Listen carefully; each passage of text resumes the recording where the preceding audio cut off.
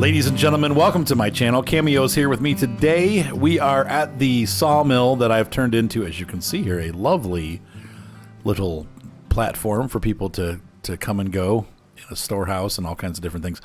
We're going to talk about some of the big differences since the last time we really did a video series on this game. There's a whole bunch of new things that are in it since last time, and about a year of updates have gone by, and I've kept playing mostly on Twitch. If you haven't been to my Twitch channel, it's www.twitch.tv/VBLU guitar. It's VBlue guitar. And we stream this, still pretty much like either once a week or once every other week. So it's been pretty heavily played. There are 3 new maps, and we'll take a look at each of those. But I wanted to show you first what you can kind of do. And this is a very small map. I just have kind of started out here back on Pine Valley. But some of the big changes that have come into play that make the game a lot more enjoyable are placeable industries. So first of all, we have a bunch of new industries, but secondly, we can put them wherever we want. You don't have to go with the default location. So as you can see here, I've got the sawmill where it originally was, but I've done some moving. And if you come over here to look at our sawmill, I've scooted it over a bit so that it's easier access to get to what used to be the logging camp. But on my map, it's actually something totally different, and we'll go over that. But you can see here, it kind of changes the way that this flows so that we can get the trains in and out of here without, it used to be you had to make this big mess here to get everything in and out. And there's still a bit of a junction going on here because the sawmill intersects and goes to all industries pretty much. But I've tried to make it a little bit cleaner over here, less spaghetti, and more open curves, things that are going to be a little bit more realistic. But the nice thing is, because we can move the industry, it allows us to make some things a little bit different. The second thing that they've added in that I really like is the ability to put in our own scenery. Now, I wish we had more models to pick from there. It is still pretty limited on what we can add and can't add. But as you can see here, they've got some nice big rocks that we can put in that I've made this cement texture. We've got a little train station. We've got some boxes for decoration. Hay bales, like I don't know what you call this, but like a loading station. And you have, it's just a building, random building. They don't really do anything, but they give you a little bit more realism here. It's not just things out in the middle of nowhere. We can kind of add little cities, and we're gonna go for a ride, and I'll show you something else we've done on this map, which is really cool. So you'll notice here, now here's another cool thing that they've done. We now have the map, and you can actually see your train. Cameo is going to fire the porter up here, and that's got a log train ready. And then you can also throw switches from the map. Oh, and that's another thing, the permissions. Yes, that's right.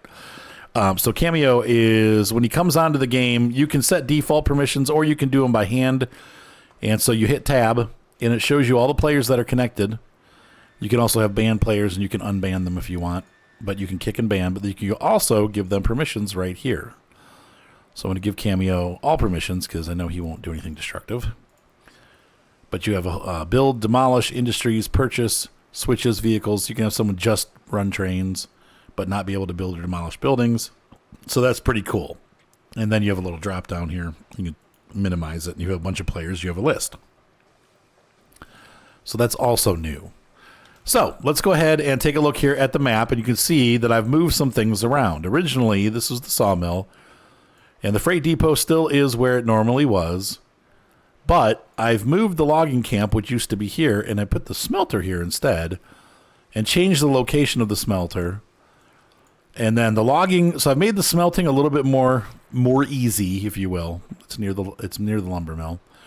But I've made the logging a little bit more difficult to kind of balance that out. And you'll see here, here's our big map if you're familiar with this map. We got our coal mine, or our iron ore mine, and the coal mine way up here.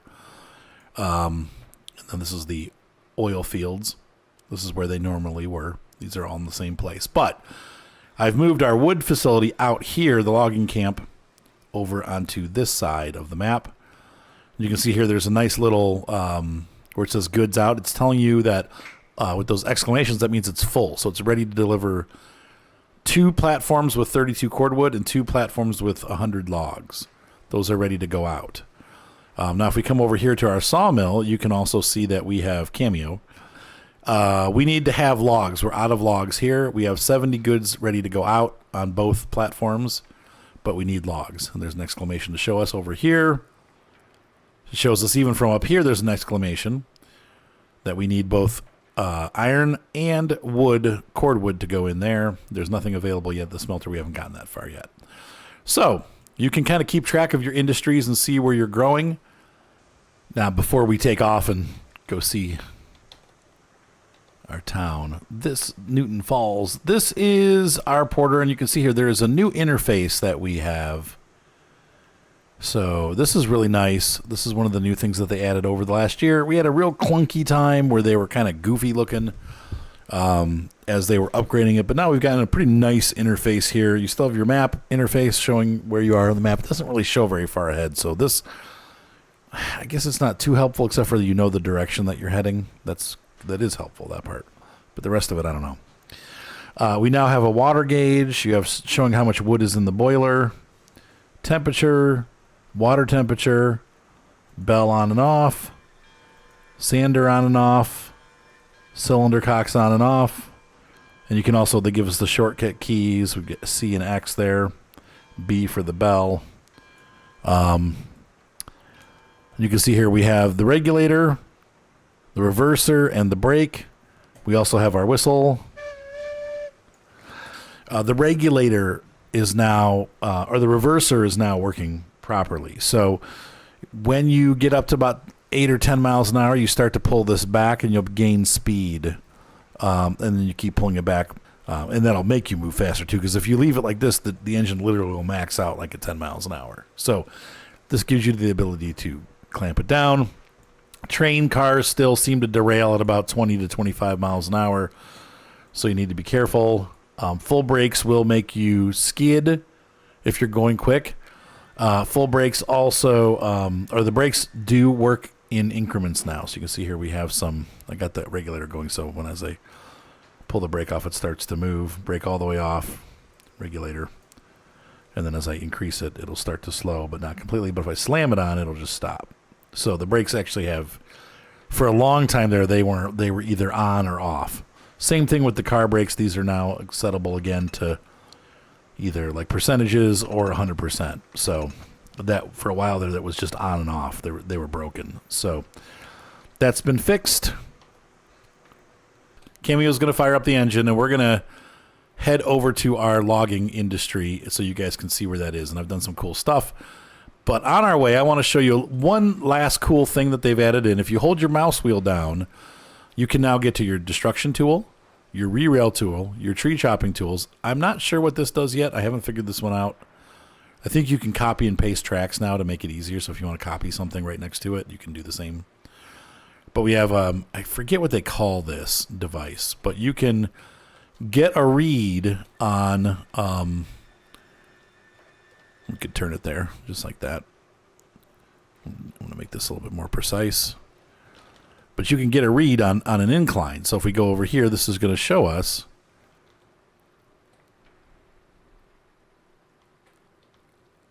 to come up this hill. This would not be a good way to run the tracks because we're at a 11.3 grade. That's not great. And then you can leave these here, and you can come back and check them again, and it'll show you what the grade is. I don't know if they can see each other. I'm not even sure how you operate it. I just get rid of them when I'm done with them, but maybe, oh yeah, it just shows you again when you go back into the menu. So let's go ahead. To get rid of it, you have to go here and go to the destruction and pick switch demolish type. We're going to pick all. And we can demolish it that way. But it's cool. It's a very handy tool for deciding where to run tracks. And getting a grade so you know ahead of time what you're going to need to run that at. Once again, we try to keep the grade at 3. And go ahead and back up there. This is Toots. It's our porter. So while Cameo is backing us up here to the next switch, we are going to talk about some of the new cars and types that are added in. Now, you guys remember, we kind of ended the video series when coal came into the game. Since then, there have been several different things added. First of all, we have these little, I guess, Greg sugarcane flats.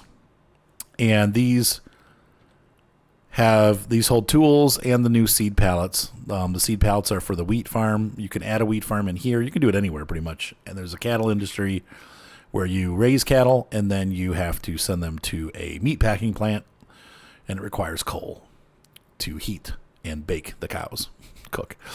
Logs, steel pipes, beams. So we have all these different flat cars, cordwood and straw bales for the cows, and then also for... But this allows you to use the little engines like the Shea, the Porters, Betsy, for a longer amount of time. So you're not just jumping right out of them. You can run a fairly small railroad. Even the Montezuma likes these little cars. These are for iron ore, coal, gold ore. Same with these. And this can also hold oil barrels. So these are multi-purpose. Same thing with this. This holds grain, tools, oil barrel, and seed pallets. We have a crude oil car. And we have a water car. Little water cars. This is going to get water for the cows and also the wheat. We have a little skeleton car. These have been in for a while. Most of these cars you guys have already seen. They might be slightly newer models, but they're just different versions of hoppers and stuff like that. Much larger hopper for bigger trains. Box cars. That's cattle car for moving the stock, and I'm going to have to buy that from my cattle car map. New caboose. Little caboose, also new. Snow plow that is plowing all the time. Coach car for passengers that haven't, with a little hint towards what's coming. And then also a mail baggage car for town to town. Got the Porter. So here's, I think we've seen the timeout, but here's the newest engine. This is the Ferries and Cliff 242 coal-fired small engine. This is a cool engine. Once again, the Class 48, I hate the way it looks, but now we can change the paint to even old and rusty. And they've added several old rusty paint jobs throughout the game. So some of these engines you can actually turn to old and rusty. There's the Montezuma. I don't know. This one doesn't. Let's see here. I think I saw an old rusty there. Sort of rusty. Crusty. There's a little bit more beat. 9 different paint jobs for this engine. 10. 11. So you can see they've gone overboard on some of these. Some of them, then there's just none. So here's a rusty paint job for this one. This used to be the biggest engine. You got the Climax, the Heisler, the Ruby Basin's fairly new, coal-fired. And of course, the Cook 280, Class 70. That was the biggest, Class 70. Then we have the Tweetsy. Most of you guys have known about. This has been in for a while. We have this Lima 280, which I love. It's a cool-looking engine. And the one that everybody wanted, the Class 125, which is what the Denver and Rio Grande use. That's the biggest engine at $20,000. And a snowplow. You'll also notice that the day, you have a time of day where it goes from day to night. I have the night set on 3 minutes and the day set on long. Weather can be set random. And then it can also be dialed in. We've got rain in. I wanted you guys to see some of the weather effects, which include mist, which looks really good. But there's all kinds of cool weather effects. You can have a dust storm. You can have it be sunny, cloudy. But there's always a little bit more atmosphere than there used to be. So yeah, that's really neat too. It's just so much. There's so much stuff to this that has gotten better over the years, and they continue to work on the game. Updates come out all the time, so I'm super excited to see where they're going. But it's come a long way. So Cameo's taking us out across the plateau here, and you can see no longer do we have a industry down there. The smelter is gone, and we've moved it. But I wanted to show you this is kind of really beautiful area here. And did you see the slow signs, Cameo? Did you yield to the slow sign, or did you just fly through it? No, I did. I kept it about 10 to 15. Yeah, because if you go faster, I've lost cars through here going too fast. So new messages there you guys saw where it's telling us that things are full. So when you run out of resources, you have a message. So I really am enjoying the flexibility of being able to lay things out the way that I want. Some of the things I leave because it's fun to have the challenge. Like I believe on this map, I'm probably going to leave the coal mine where it is, and we're going to run a track up from Newton Falls over here. Newton Falls is the town where the lumber camp was, and a little town that has grown up over there on the falls, if you can see it out there on the map. Little church. But But that's the fun part about the villages. And unfortunately, I haven't really hit that too much on my stream, but I'm going to. I want to start building in little towns and stuff.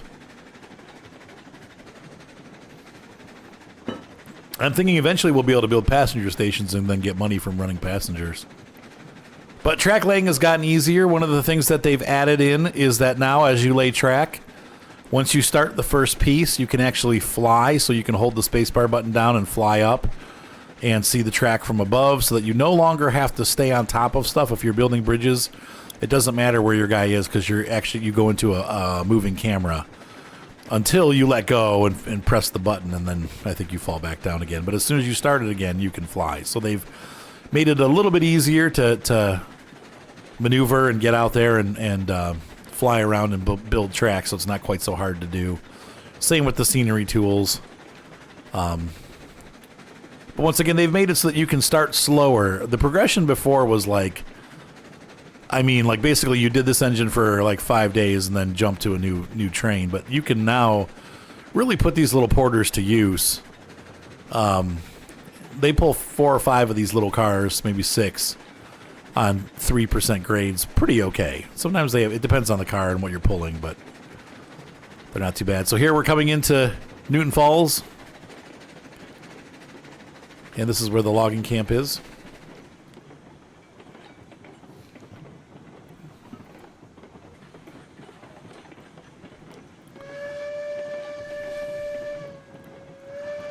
And we have a loop here at Newton Falls, so the tracks they go across one bridge here and then come back across the other when they're leaving.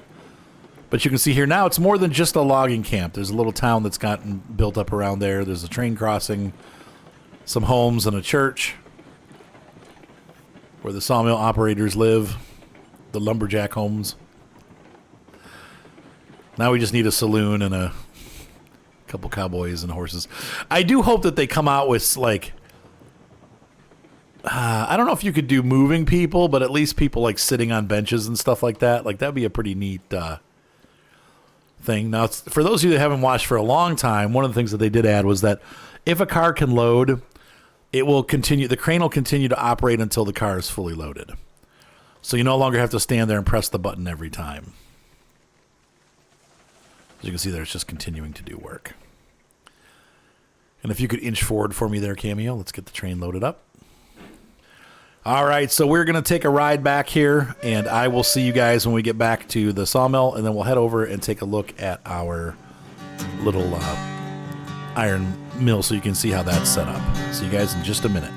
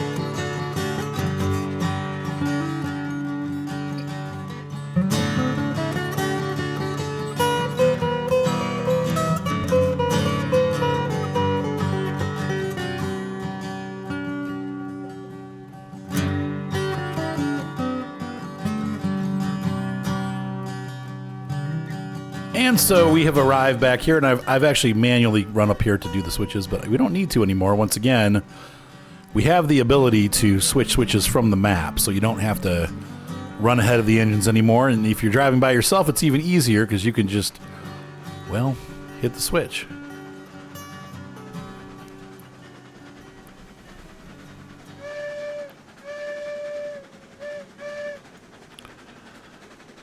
There we go. So we've arrived back at the sawmill. We're going to unload this train, and then we'll take a quick run up to the steel mill so that you can, or I guess it would be the smelter, so that you can see what our smelter setup looks like. We're not really ready to do anything there yet, but we will check it out anyway. For those of you that have played the game a lot, you'll recognize this curve This, I believe, is actually where the sawmill used to be located. It would have been over here to the right.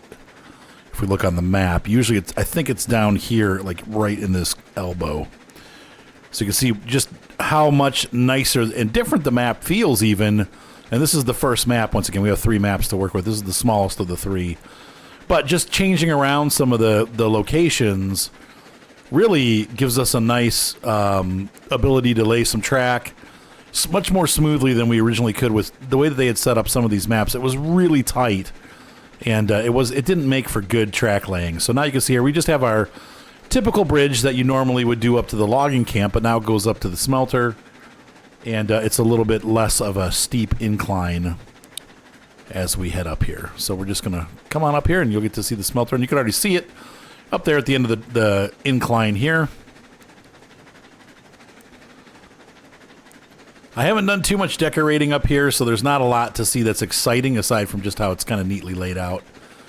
But anyway, at some point we'll probably put some buildings up here and stuff, maybe a little village over on this side to make it look a little bit more populated, so it's not just some building out in the middle of nowhere. But you can see here it's and how appropriate it's called Summit River here up at the top of the hill.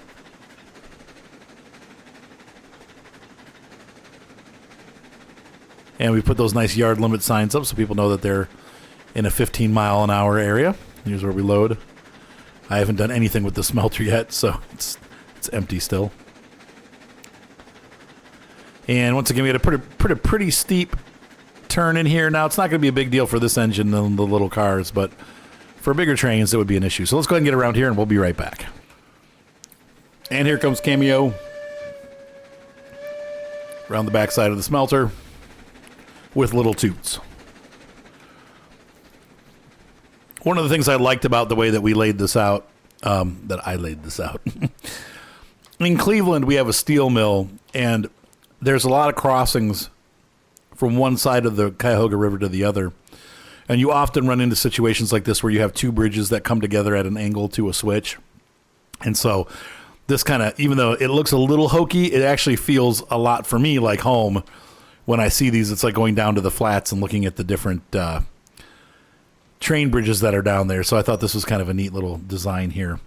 So we'll meet you back down at the sawmill, and we'll head to the next map. All right, well, the weather's turned south on us, or east or west or whatever. We got a bad storm coming in, so we're going to head to the other maps and take a look and see what we have going on there so you guys can see the 2 other maps. There's a whole bunch of new industries. Like I said, we've got gold, we've got wheat, cows. So most of these maps are not really completely finished. We have a lot of work to do on all of them, but in the meantime, this is turning into a bad weather situation. So let's head out to Aurora Falls.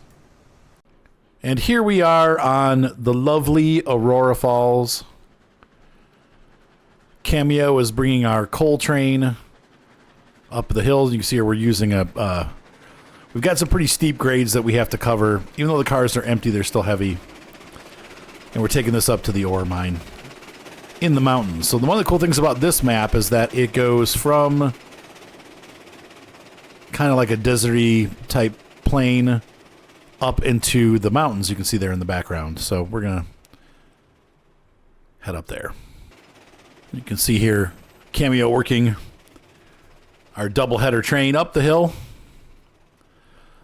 Now, we use this combo in the mountains. Eventually, we'll replace it with a more powerful engine, maybe like the Ruby Basin or something like that. But for now, we need to combine the 2 engines. The Democore is used for speed, and the low and slow, the Shea, is used to get up these steep grades. But you can see here we have a nice variety of landscapes. And here we have the Aurora Falls Dam, one of the largest train works that I've ever done. This was, let's just say this took many hours to construct. Now we just need a water tool so we can put water behind it, but I think it looks pretty cool. And did we need to build it this big? I don't think so. I'm actually looking at going back and looking at the terrain now that we have the ability to see the grade, and I probably could have dropped it down an entire stone wall level.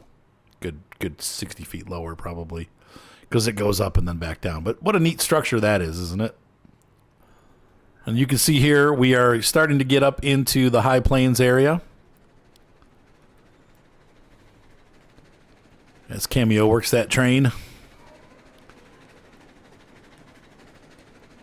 And so we've left the forest and we're now out in the open prairie here between the mountains as we make our way up to the coal factory. And here we are on the steps of Aurora Falls. Cameo's coming up the steep grade up to the iron ore mine, which you can see over there on the left side of the screen. And believe it or not, there's actually industries even higher up in those mountains. There's gold back in those hills. And I believe there's also a gold smelter up there. So this is just the start of the climb up into the mountains, but those mountains actually have industries back up in there. And once he passes, we'll take a look here. You can hear that train's working hard now to get those little cars up the hill. We take a look, and you can see here, we are right here. There's a lake up there. You got a gold smelter. There's a stamping mill and the gold mine, all of which have to be connected up. I would imagine it might be better to go from here and work your way up, but we'll have to see as we build if it's easier to build a track out this way and come back around to get up to that plateau. But there's just a whole other step up there, which is just crazy to me that we have that much going on. There is a lot going on here. And so we've arrived at the mine. We're going to take a look at now some of the other features of the map real quick here, and then we'll move over to Lake Valley, which was the second map that came out. So this is the third one, and it is the largest of the three. But in the meantime, let's take a look and see what else we have. Way up here in the highlands, we have our stamping facility, and we've got a Pinkerton here waiting with a safe for the gold train. This is probably going to be worth a lot of money. But it's pretty high tech, so you're going to have to do a lot of things to get to this point. And here in the very far reaches of the southern end of the map, we have the gold mine. And man, is it way up there. You can see we're almost up to the peaks of the mountains. Maybe another couple 100 feet up, and then we're at the summit. But we are just way above everything here. Here's a view looking down from our gold mine. Nothing else in sight. I don't even know where the main, it's just off there somewhere. Way out there is the other parts, the other industries, but they're a far, far way away from this. This is out in the middle of nowhere. And right here by Caldera Mountain is the Caldera Gold Ore Factory, kind of in the middle of the high plains. And just bad weather up here. But there it is. And a good distance away is our coal mine. Pretty much the other side of the map. Probably a good 10-minute to 15-minute train ride. We have the coal mine, which we have not set up yet. That's a beautiful locale here. You can see definitely a different region than our gold mine, which is way out that way.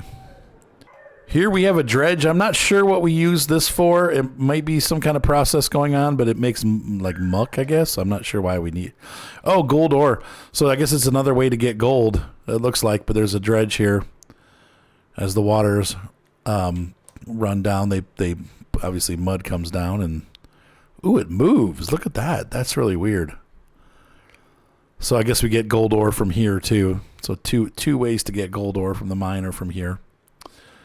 And that's pretty neat. And our cattle meat packing facility is over on the other side of the lake there. You can see the meat packer. I've just started using that, but I can't do it yet because I still need to get coal down from that coal mine, and there's no lines run. So the coal mine is off to the right up there somewhere, I think. Let's take a look here on the map. Am I looking the right way? No. Left a little bit. So that way, somewhere off that way is the coal mine. And we need to get from there up to the coal mine. So you can see there's some really steep grades here that we're going to have to deal with. And then last but not least, we'll head over to by the sawmill so you can kind of get the character of that area. Here's the sawmill. Kind of familiar looking. These are all the default locations. I have not moved anything around. So I think Javius may have placed some of the industries, but I don't remember. I'd have to go back and look at the Twitch things, and they're gone now. So, but this is our sawmill setup. And even the sawmill is a steep grade. So this map is deceptive because it looks nice and open and flat. And let me tell you something, it's somewhat of a nightmare because it really is not flat at all. And there's some weird sections where you just all of a sudden jump up like literally hundreds of feet. And, probably 300-400 feet like over there. And also you have to get places really quick. And it means that you're going to have to do some serious bridge works to get there because it's not. In fact, I'm going to show you the big mess that we made here. Here we have a series of 5 switchbacks that make their way up into the mountains from the sawmill to the to get wood to the iron mine. There's quite a big hill, so you could either go all the way around the map or use these switchbacks. It's not very fast. It was cool, but I don't know if it's really efficient. Here is the other side of the switchbacks as they get up to the top of the mountain.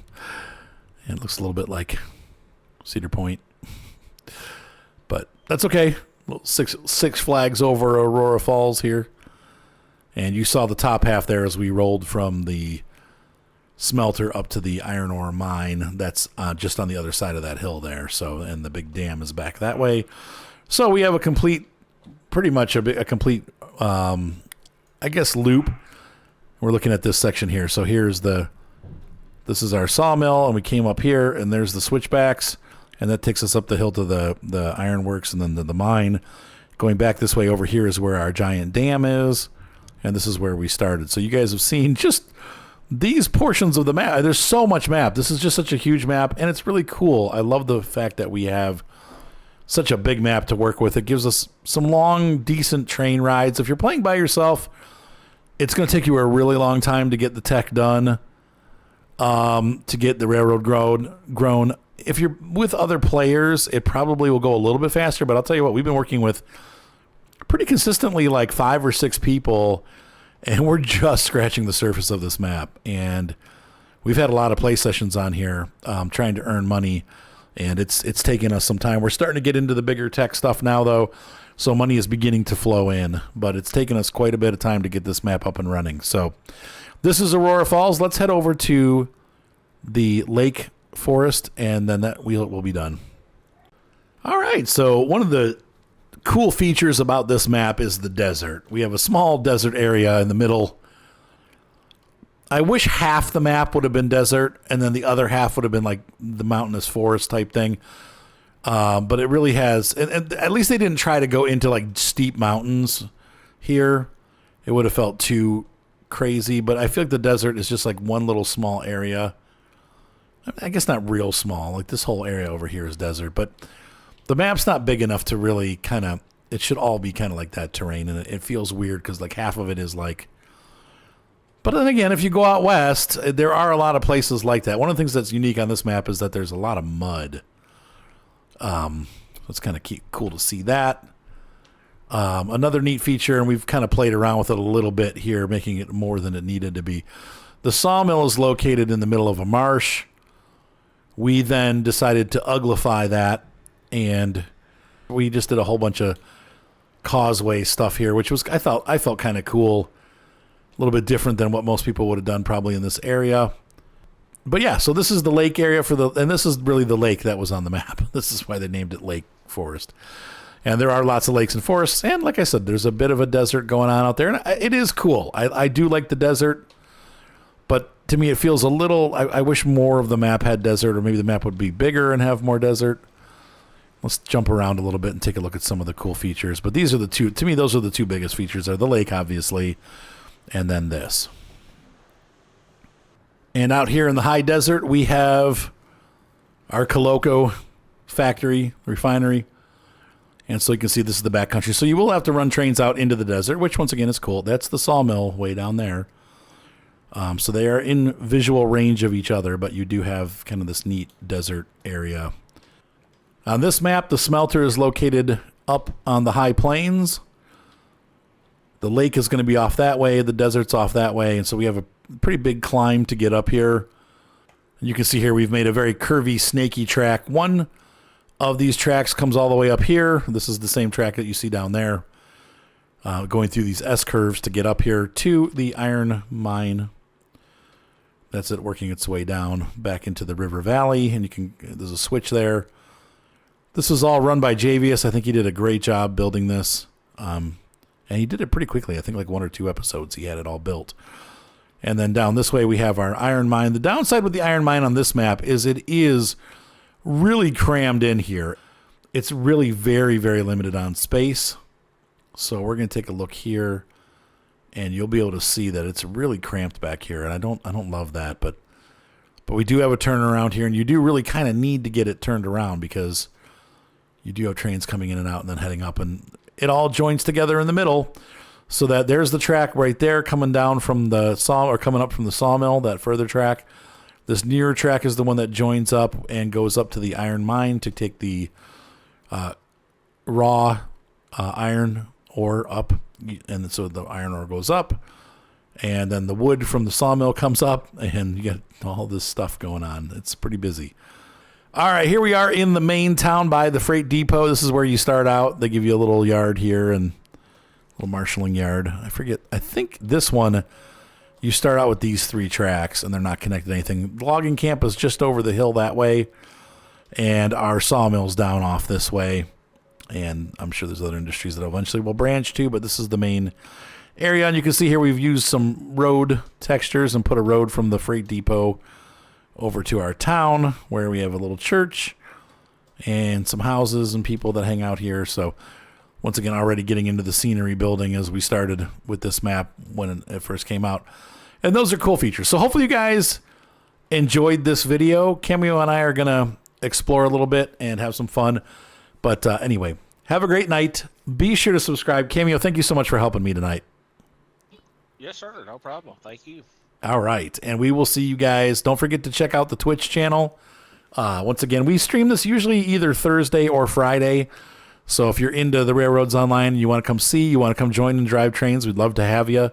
It's once again www.twitch.tv/vblueguitar, VBLU guitar, no E.